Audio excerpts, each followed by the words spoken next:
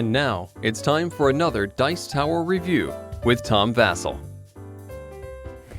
Today we're talking about a Fistful penguin from Vasel company, best known probably for their airplane game Jet Set, but they've made a lot of other interesting games, and really their games are kind of all over the place and how different they are from one another, and this one's no exception. It's a Fistful of Penguins.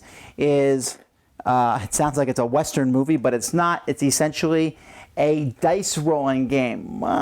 You might even be reminded of Yahtzee a bit. Rolling animals to get money. Let's take a look.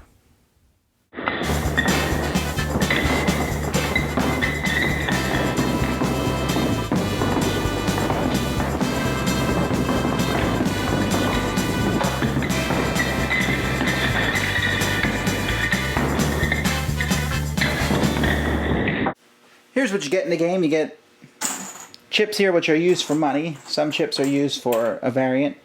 Then you have dice, which will be used in the game. And then, of course, the clear, translucent plastic penguins, which I'm sure are a big draw to pretty much anybody playing the game.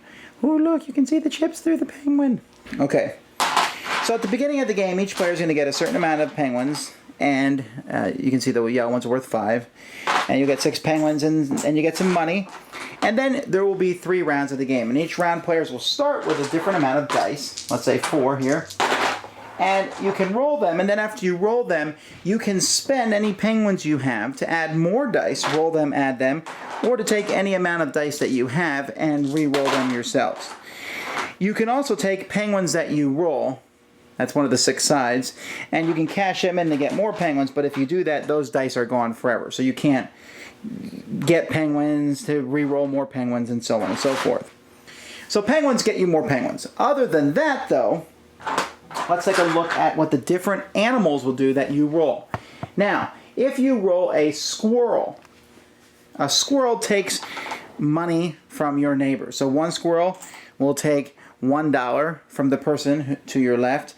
If you roll 2 squirrels, like I did here, then you take $1 from the person to your left, and then $2 from the person after that. Then another squirrel will be $3 from the person after that, $4 from the person after that, and it's possible to loop all the way around the table. Squirrels are more useful when you pair them with a moose, even though there is no Boris and Natasha. But you have a squirrel and the moose together. The squirrel gives you the money from your neighbors like normal, but the moose will give you 9. But a moose will only give you 9 if it's paired with a squirrel. If there's no squirrel around, a moose gives you 0. And if I have 1 squirrel and 2 meese, or mooses, or moosei, this one will score, but the other one will not. Okay, so that's how moose score. Then you have lions. Lions are great. They're 7 points each, so they're just really useful. The problem is lions don't really mix with the other animals, so if you score lions, that's the only thing you can score. So here I might score 3 lions, yay Detroit, and get 21 points. Other than that, I can't score these 18 points here, plus the 19, 20, 21 points. So I have to decide which of these I want to score. If you roll kangaroos, now kangaroos are possibly the most useful scoring thing because 1 kangaroo is worth a point. 2 kangaroos is worth 4 points, each worth 2. 3 kangaroos is worth 9 points. Basically, you take the number of kangaroos you have and you square it. However, in the first round, when you score a kangaroo, you get a kangaroo chip. You will be able to use this chip in the second round to switch any die of your choice to a kangaroo. If you score kangaroos in the second round, you'll get a double kangaroo chip, and then you can use that chip in the future to turn 2 dice to kangaroos. So kangaroos can score you quite a few points. And then finally we have camels. Camels are just 5 points each. The problem with camels are they do not score at all if you have a lion in the mix. Even if you're not scoring the lion, camels will not score. So you need to get rid of lions or you will get no points from camels. So you take whatever mixture of things that you finally get when you roll, you take your money and play passes to the next person. After 3 rounds, whoever has the most money is the winner. Now, a variant for the advanced game has, when you roll your dice for the first time, each other player in the game rolls a die, and they will take one of these black penguin chips, and they will put that next to the die that they've rolled, and they'll say that costs 1 penguin, or it costs 2 penguins, their choice, and you can buy that die as is from that player. That is a really important thing to remember. It does add quite a bit to the game. And the game also comes with these scoring sheets because, you're probably thinking, how are we supposed to remember anything he just told us? Well, it's all written on a scoring card. That helps clarify how each of the animals score. I'm really not sure what the theme of the game is when you roll the different animals. Does it say it on the back? Oh, the zoo needs animals. I see. Here I thought I was an unscrupulous zookeeper selling them off for profit. It's really simple. And in fact, I'm going to recommend you don't play with the maximum number of players because it's kind of a slow game as you wait for your turn to come around again. There is interaction, and it's a squirrel dice that you take coins away from other people. And you've got to play with the advanced variant. You've got to play where you can sell your dice because it just makes it more interesting and keeps you a little bit more involved. The numbers seem a little wacky. One of my friends said he thinks that the designer called Dr. Rainer Knizia in his sleep and said, here's my numbers. And Knizia said, no, you need to change a 7 to a 9 here and a 3 to a 4. And then, oh, okay, those are the right numbers. Because why is a moose 9?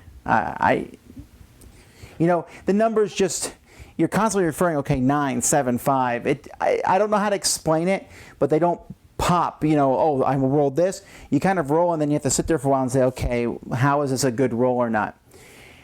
Using penguins is a neat idea. Of course, as we said, the components are spectacular. The chips are a little off, but everything else is spectacular.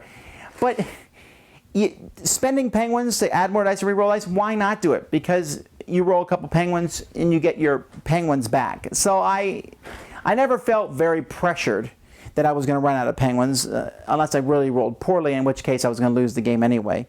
And I don't know. It wasn't like it was a bad game. I played with some kids. They enjoyed it. Adults, everyone kind of thought it was just kind of lackluster, just kind of there. Roll some dice, see what happens was the general thought. So there you have it. I mean, it's a dice game, cute. And I think families will enjoy it quite a bit, although the numbers are going to throw them off, and I still would like someone to persuade me how rolling squirrels isn't the best possible thing to happen. Or, it's not squirrels, kangaroos. How kangaroos isn't the best strategy in the game, just to try to get as many kangaroos as possible. But I'm willing to play it some more to see if I'm right or wrong. Either way, can't argue against rolling some dice. Thanks so much for watching the Dice Tower videos. Find more great videos and reviews, as well as our top-rated audio podcast at Dicetower.com. You can also find the latest board game news at Dicetowernews.com. I'm Eric Summerer, and you've been watching The Dice Tower. The Dice Tower is sponsored by Fun Again Games, the world's best game source. Fun Again Games has over 5,000 games available. Check them out at funagain.com.